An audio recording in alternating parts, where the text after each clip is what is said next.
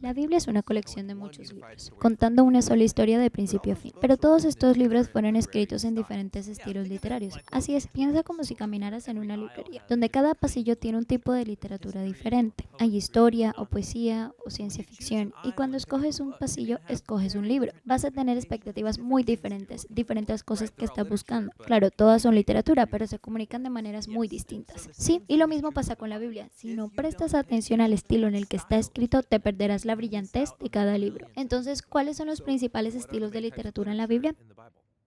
Bueno, el primero y el más destacado es la narrativa. Compone un enorme 43% de la Biblia. Después tenemos la poesía, que compone el 33% de la Biblia, y después está lo que se podría llamar prosa discursiva, que es el 24% restante. Casi toda la mitad de la Biblia es narrativa, sí, y esto no es coincidencia. La historia son las formas más universales de comunicación humana. Nuestros cerebros están diseñados para recibir información a través de historias, y las historias son realmente agradables. ¿Por qué es esto? Bueno, las historias nos entrenan a que hagamos sentido de los eventos aparentemente aleatorios que ocurren en nuestra vida, tomando esos eventos y poniéndonos en una secuencia. Y luego, en conjunto, comienzas a ver el significado y propósito de todo. ¿Y qué es lo que conecta todo esto? Bueno, las buenas historias siempre tienen un personaje que quiere algo. Y a través de estos personajes, un autor puede explorar las grandes preguntas de la vida como quiénes somos y qué es lo más importante de nuestra vida. Y una buena historia siempre incluye algún tipo de conflicto, algún reto a superar, tal como nuestras propias vidas. Y eso nos obliga a pensar en nuestros propios desafíos, porque hay tanto dolor y decepción en el mundo. ¿Y qué podemos hacer al respecto? Y las historias usualmente terminan con algún tipo de resolución, dándonos esperanza para nuestras propias vidas. Dando que estas historias bíblicas, los personajes me muestran cómo debo vivir.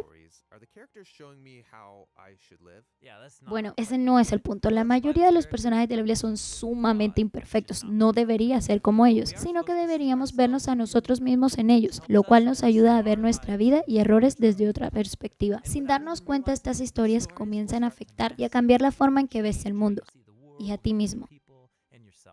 Ahora, hay diferentes tipos de narrativa en la Biblia. Sí, hay narración histórica, también por parábolas, narraciones cortas bibliográficas como los 4 evangelios.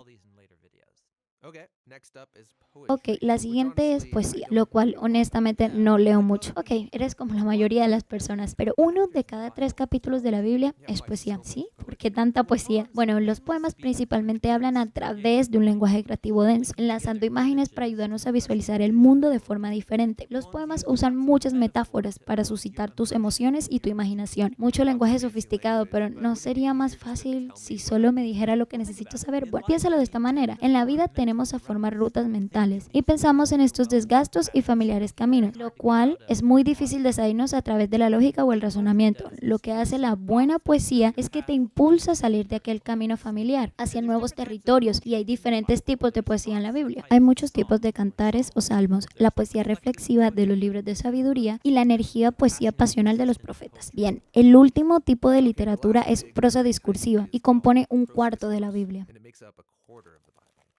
Así es, estos son discursos o cartas o ensayos, y el punto aquí es construir una secuencia de ideas o pensamientos en una sola línea de argumentos que requiere una respuesta lógica, como oye, ¿habías pensado en esto? También deberías considerar cómo se conecta con aquella otra cosa. Y si lo haces, verás que este es el resultado. Y a la luz de esa conclusión, por lo tanto, probablemente deberías dejar de hacer esa cosa para que esta otra cosa sea el resultado. Así que me estás persuadiendo con la razón. Sí, el discurso te obliga a pensar lógica y consistentemente y luego hacer algo al respecto. El discurso bíblico se encuentra en colecciones leyes, la literatura de la sabiduría y en las cartas escritas por los apóstoles. Pues entonces, ¿cada libro de la Biblia tiene un único estilo literario? No, la mayoría de los libros tienen un estilo literario primario, como la narrativa, por ejemplo. Pero luego dentro de la narrativa encontrarás poemas o parábolas o una colección de leyes. Cada libro de la Biblia es una combinación única de estilos literarios. Y para leer ese libro debo estar familiarizado con cada estilo literario y cómo funciona. Sí, así es, sabes a qué prestarle atención y qué preguntas debes hacer. Pero antes de examinar cada estilo, hay una característica unificadora más de la literatura bíblica que es muy importante e interesante, y eso es lo que próximamente vamos a explorar.